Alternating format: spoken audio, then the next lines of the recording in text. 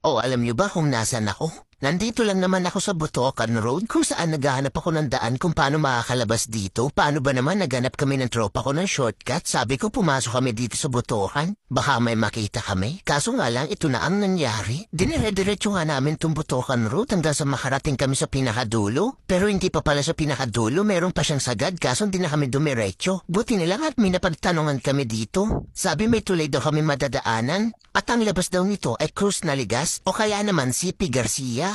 At dito ay bumungad na sa akin yung daan. Kaya dito kami ay kumanan. At paalala ko nga lang pala sa inyo mga katormo, hindi safe sa itlog ang daan na ito. Kaya siguraduhin nyo makapit yan. Mag-uuntugan yan dito. Kaya talagang alalay lang kayo. At kung mapapansin nyo, may tulay dito sa aking kaliwa, baka idaan nyo dyan yung motor nyo para lang yan sa mga tao. Ginawa ko nga pala tong video na to para doon sa mga nagde-deliver, kagaya ng Lalamove, Grab, kung sakali mapadaan kayo dito sa Botocan. Pero syempre magtanong pa rin kayo, baka may mas magandang daan pa dito. May kanaplan talaga kami ng mabilis na way para makalabas na sa Botocan kasi nga medyo dumidilim na at dito nga may nakasalubong pa kami ng motor at napatanong na din ako kung may daan ba dito. Sabi niya oo daw diretso at dito ay napagtanto din namin na dinadaanan nga ito. O kita nyo yung basa-basa na yan? Mag-ingat kayo dyan at baka madulas ang dalawang itlog nyo dyan.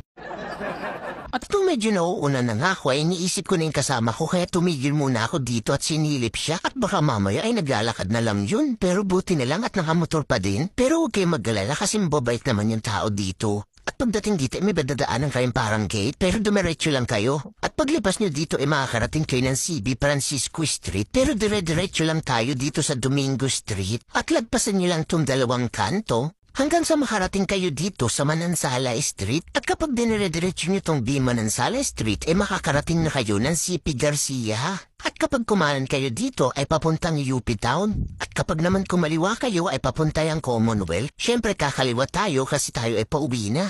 So let's go!